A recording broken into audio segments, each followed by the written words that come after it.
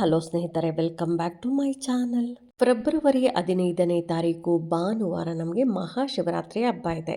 ಶಿವರಾತ್ರಿ ಹಬ್ಬದ ದಿನ ನಾವು ಮಧ್ಯರಾತ್ರಿ ಅಂದರೆ 12:30ಯಿಂದ 1:30 ಒಳಗಡೆ ನಾವು ಈ ಸಣ್ಣ ಕೆಲಸವನ್ನು ಮಾಡಿದ್ರೆ ಸಾಕು, ನಿಮ್ಮ ಎಲ್ಲ ಕಷ್ಟಗಳು ಕೂಡ ಬಗೆಹರಿಯುತ್ತೆ. ನಾನಿಲ್ಲಿ 3 ದೀಪಗಳನ್ನು ತಿಳಿಸ್ಕೊಡ್ತಾ ಇದ್ದೀನಿ. ನಿಮಗೆ ಅನುಕೂಲವಾಗುವಂತೆ ಯಾವುದಾದ್ರೂ ಒಂದು ದೀಪವನ್ನಾದರೂ ಹಚ್ಚಬೇಕಾಗತ್ತೆ. ಈ 3 ದೀಪಗಳು ಹಚ್ಚಬೇಕು ಅಂತ ಏನೂ ಇಲ್ಲ ಸ್ನೇಹಿತರೆ.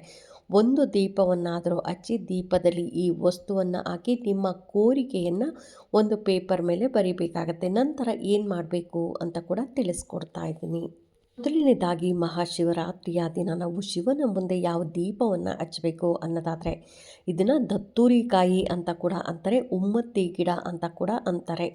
ಇದು ಸ್ವಲ್ಪ ಪಾಯ್ಸನ್ ಇರುತ್ತೆ, ಹಾಗಾಗಿ ಇದನ್ನು ಹುಷಾರಾಗಿ ನೀವು ತಗೋಬೇಕಾಗತ್ತೆ. 2 ಕಾಯಿಗಳನ್ನು ತಗೊಂಡು, ಇದರ ಹೂವು ಕೂಡ ಈಶ್ವರನಿಗೆ ತುಂಬಾ ಪ್ರಿಯ, ಹಾಗಾಗಿ ಹೂವು ಕೂಡ ಇಡ್ಬೋದು. ಹಾಗೆಯೇ 2 ಕಾಯಿಗಳನ್ನು ತೊಗೊಂಬಂದು ಅದರ ಬುಡದಲ್ಲಿ ಅದರ ಒಳಗಡೆ ಇರೋ ಬೀಜವೆಲ್ಲ ತೆಗೆದು ನೀವು ಈ ರೀತಿಯಾಗಿ ಅರಿಶಿನ ಕುಂಕುಮವನ್ನು ಇಟ್ಟು, ಇದು ಎಳ್ಳೆಣ್ಣೆ ಅಥವಾ ಕೊಬ್ಬರಿ ಎಣ್ಣೆಯಿಂದ ನೀವು ದೀಪವನ್ನು ಹಚ್ಚಬೇಕಾಗತ್ತೆ. ಮನೇಲಿ ಮಕ್ಕಳಿದ್ರೆ ಹುಷಾರಾಗಿ ನೋಡ್ಕೊಳ್ಳಿ. ಈ ಕಾಯಿನ ಯಾರ ಕೈಗೂ ಕೊಡೋದಕ್ಕೆ ಹೋಗ್ಬೇಡಿ. ನೀವು ತೊಗೊಬೇಕಂದ್ರೂ ಗಿಡದಿಂದ ಸ್ವಲ್ಪ ಹುಷಾರಾಗಿ ತೊಗೊಬೇಕಾಗತ್ತೆ, ಯಾಕೆಂದರೆ ಇದರಲ್ಲಿ ಪಾಯ್ಸನ್ ಇರುತ್ತೆ. ಅದಕ್ಕೋಸ್ಕರ ಸ್ವಲ್ಪ ಹುಷಾರಾಗಿ ತೊಗೊಬೇಕಾಗತ್ತೆ. ಯಾವ ಸಮಯದಲ್ಲಿ ದೀಪ ಹಚ್ಚಿದ್ರೆ ಒಳ್ಳೆಯದು ಅನ್ನೋದಾದರೆ, ಮಧ್ಯರಾತ್ರಿ 12 ಗಂಟೆಯಿಂದ 1 ಗಂಟೆ ಒಳಗಡೆ ಯಾವ ಸಮಯದಲ್ಲಾದರೂ ನೀವು ದೀಪವನ್ನು ಹಚ್ಬೋದು. ತುಂಬಾ ಶುಭ ಸಮಯ ಅಂತ ಹೇಳ್ಬೋದು. ನನಗೆ ಆಗ ಹಚ್ಚೋಕ್ಕಾಗಲ್ಲ, ಅಷ್ಟು ತನಕ ಎದ್ದಿರೋಕ್ಕಾಗಲ್ಲ ಅನ್ನೋರು ನೀವು ಸಂಜೆ ಗೋಧೂಳಿ ಸಮಯದಲ್ಲೂ ಕೂಡ ನೀವು ಈ ರೀತಿಯಾಗಿ ದೀಪಾರಾಧನೆಯನ್ನು ಮಾಡಬೇಕಾಗತ್ತೆ.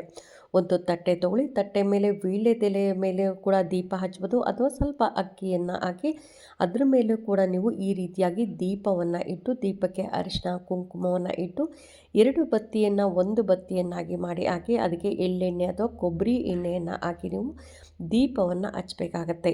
ಹೂಗಳಿಂದ ಅಲಂಕಾರವನ್ನು ಮಾಡಿ ನೀವು ದೀಪವನ್ನು ಹಚ್ಚಬೇಕಾಗತ್ತೆ. ಇದನ್ನು ದೀಪನ ಏನು ಮಾಡಬೇಕು ಅನ್ನೋದಾದರೆ, ನೀವು ಭಾನುವಾರ ಸಾಯಂಕಾಲ ಅಥವಾ ರಾತ್ರಿ ದೀಪ ಹಚ್ಚಿರ್ತೀರ, ಸೋಮವಾರ ಹಾಗೆ ಬಿಟ್ಬಿಡಿ. ಇದನ್ನು ಮಂಗಳವಾರದ ದಿನ ಇದನ್ನು ತೆಗೆದು ಎಲ್ಲಾದರೂ ತುಳಿದೇ ಇರುವಂಥ ಜಾಗದಲ್ಲಿ ಹಾಕಬೇಕಾಗತ್ತೆ.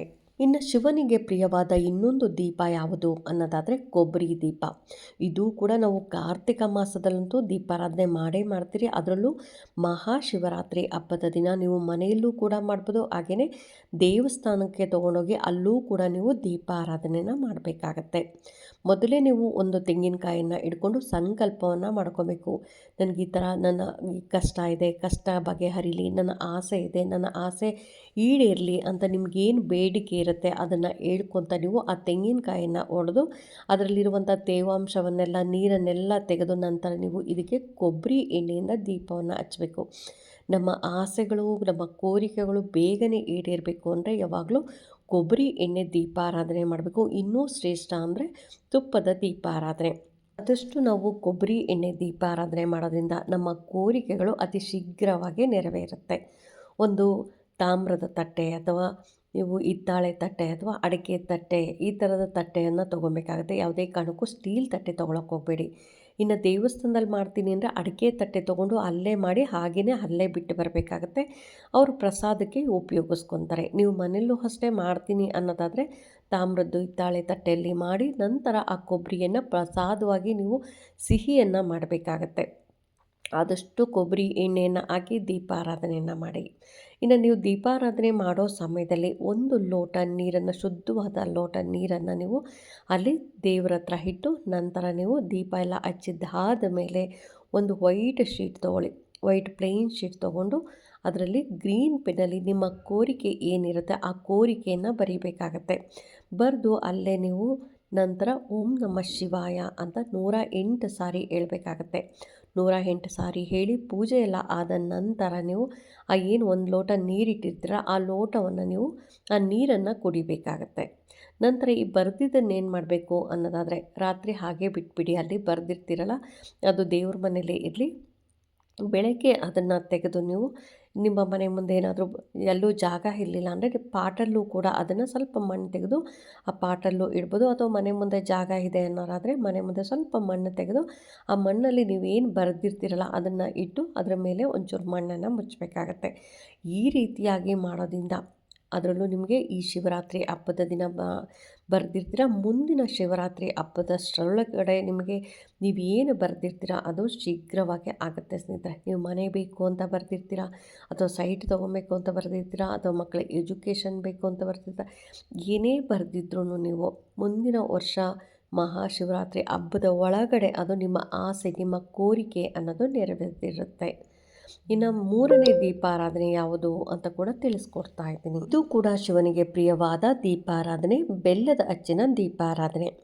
ಇದನ್ನು ಚೆನ್ನಾಗಿರುವಂಥ 2 ಬೆಲ್ಲದ ಹಚ್ಚು ತೊಗೊಬೇಕಾಗಿರುತ್ತೆ. ತೊಗೊಂಡು ಇದಕ್ಕೆ ತುಪ್ಪದ ದೀಪಾರಾಧನೆನೇ ಮಾಡಬೇಕು ಸ್ನೇಹಿತರೆ. ಕೆಲವಕ್ಕೆ ನಾನೇ ಹೇಳಿರ್ತೀನಿ ನೀವು ಕೊಬ್ಬರಿ ಎಣ್ಣೆ ದೀಪಾರಾಧನೆ ಮಾಡಿ, ಆದರೆ ನಾವು ಬೆಲ್ಲದ ಹಚ್ಚಿನ ದೀಪಾರಾಧನೆ, ಬೆಲ್ಲದ ದೀಪಾರಾಧನೆ ಮಾಡಬೇಕಂದ್ರೆ ಯಾವಾಗಲೂ ತುಪ್ಪವನ್ನು ಹಾಕಿ ನಾವು ದೀಪಾರಾಧನೆ ಮಾಡಬೇಕಾಗತ್ತೆ. ಇನ್ನು ಇದನ್ನು ಕೂಡ ನೀವು ಸೇಮ್ ಅದೇ ರೀತಿಯಾಗಿ ಒಂದು ತಟ್ಟೆ ತೊಗೊಂಡು ಅದರ ಮೇಲೆ ಅಕ್ಕಿಯನ್ನು ಹಾಕಿ ಅದರ ಮೇಲೆ ನೀವು 2 ಅಚ್ಚು ಚೆನ್ನಾಗಿರುವಂಥ 2 ಅಚ್ಚು ಬೆಲ್ಲವನ್ನು ತೊಗೊಂಡು ಅದಕ್ಕೆ ಅರಿಶಿನ ಕುಂಕುಮವನ್ನು ಇಟ್ಟು 2 ಬತ್ತಿಯನ್ನು 1 ಬತ್ತಿಯನ್ನಾಗಿ ಮಾಡಿ ನೀವು ಇದಕ್ಕೆ ಹಾಕಿ ನಂತರ ನೀವು ತುಪ್ಪವನ್ನು ಹಾಕಿ ಹೂಗಳಿಂದ ಅಲಂಕಾರವನ್ನು ಮಾಡ್ಕೊಬೇಕಾಗತ್ತೆ. ಇದನ್ನು ಕೂಡ ನೀವು ದೇವಸ್ಥಾನದಲ್ಲೂ ಕೂಡ ಹಚ್ಬೋದು, ಹಾಗೆಯೇ ಮನೆಯಲ್ಲೂ ಕೂಡ ಮಾಡ್ಬೋದು. ಇನ್ನು ದೇವಸ್ಥಾನದಲ್ಲಿ ಹಚ್ತೀನಿ ಅಂದರೆ ಅಲ್ಲೇ ಬಿಟ್ಟು ಬಂದಿರ್ತೀರ, ಮನೇಲಿ ಹಚ್ತೀನಿ ಅನ್ನೋರಾದರೆ ನಾನು ಹಿಂದೆ ತಿಳಿಸಿರೋ ಹಾಗೆ ನೀವು ದೀಪ ಹಚ್ಚಿದಾದ ಮೇಲೆ ಇದಕ್ಕೂ ಕೂಡ ಒಂದು ನೀವು ಕುಡಿಯುವಂಥ ನೀರನ್ನು, 1 ಲೋಟ ನೀರನ್ನು ಇಟ್ಕೊಳ್ಳಿ. ನಿಮ್ಮ ಕೋರಿಕೆಯನ್ನು ಬರೀರಿ, ಒಂದು ಪ್ಲೈನ್ ಶೀಟ್ ತೊಗೊಂಡು ಕೋರಿಕೆಯನ್ನು ಬರೀರಿ. ನಂತರ ನೀವು ಪೂಜೆ ಎಲ್ಲ ಆದಮೇಲೆ ಆ ನೀರನ್ನು ಕುಡಿದು ಆ ಒಂದು ಪೇಪರ್ ಮೇಲೆ ಏನು ಬರೆದಿರ್ತೀರ ಅದನ್ನು ಅಲ್ಲೇ ಇಟ್ಟು ಬೆಳಗ್ಗೆ ನೀವು ಅದನ್ನು ಪಾಟಲ್ಲೋ ಅಥವಾ ನಿಮ್ಮ ಮನೆ ಮುಂದೆ ಜಾಗ ಇದ್ದರೆ ಹಾಕಬೇಕಾಗತ್ತೆ ಸ್ನೇಹಿತರೆ. ಇನ್ನು ಅಕ್ಕಿ ಮತ್ತು ಬೆಲ್ಲನ ಏನು ಮಾಡೋದು ಅನ್ನೋದಾದರೆ, ನಿಮ್ಮ ಮನೇಲಿ ಸಿಹಿ ತಿನ್ನೋರಿದ್ದರೆ ಇದನ್ನು ಸಿಹಿಯಾಗಿ ನೀವು ಉಪಯೋಗಿಸ್ಬೋದು. ಅಂದರೆ ಏನಾದ್ರು ಪೊಂಗಲ್ಲೋ ಅಥವಾ ಬೇರೆ ಏನಾದರೂ ಸಿಹಿ ತಿಂಡಿ ಕೊಂಬೋದು. ಅಕಸ್ಮಾತ್ ನಾನು ಸಿಹಿ ತಿನ್ನೋದೇ ಇಲ್ಲ ಅಂತ ಕೆಲವ್ರ ಮನೇಲಂತೂ ಸಿಹಿ ತಿನ್ನೋದೇ ಇಲ್ಲ ಅಂಥವರು ನೀವು ಇದಕ್ಕೆ ಅಕ್ಕಿ ಮತ್ತು ಬೆಲ್ಲ ಹಾಗೆಯೇ ಬಾಳೆಹಣ್ಣನ್ನು ಹಾಕಿ ನೀವು ಹಸುಗಳಿಗೂ ಕೂಡ ತಿನ್ನಿಸ್ಬೋದು. ತುಂಬಾ ಒಳ್ಳೆಯದು. ಅದರಲ್ಲೂ ಶಿವರಾತ್ರಿ ಹಬ್ಬದ ದಿನ ನಾವು ಅಕ್ಕಿ ಮತ್ತು ಬೆಲ್ಲವನ್ನು ಹಸುಗಳಿಗೆ ಕೊಡೋದ್ರಿಂದ ನಮ್ಮ ಕಷ್ಟಗಳು ದೂರ ಆಗುತ್ತೆ ಅಂತಲೇ ಹೇಳ್ಬೋದು. ಹಾಗಾಗಿ 3 ದೀಪಾರಾಧನೆ ತಿಳಿಸ್ಕೊಟ್ಟಿದ್ದೀನಿ. 3 ದೀಪದಲ್ಲಿ ನಿಮ್ಗೆ ಯಾವ ದೀಪಾರಾಧನೆ ಮಾಡೋಕ್ಕಾಗುತ್ತೋ ಆ ದೀಪಾರಾಧನೆ ಮಾಡಿ. ಆದಷ್ಟು ಮಧ್ಯರಾತ್ರಿ ಒಂದು ದಿನವಾದರೂ ನಮಗೆ ವರ್ಷಕ್ಕೊಂದು ಸಾರಿ ಬರುವಂಥ ಮಹಾಶಿವರಾತ್ರಿ ಹಬ್ಬದ ದಿನ ಮಧ್ಯರಾತ್ರಿ ದೀಪವನ್ನು ನಾವು ಇಟ್ಟರೆ ತುಂಬಾ ಒಳ್ಳೆಯದು.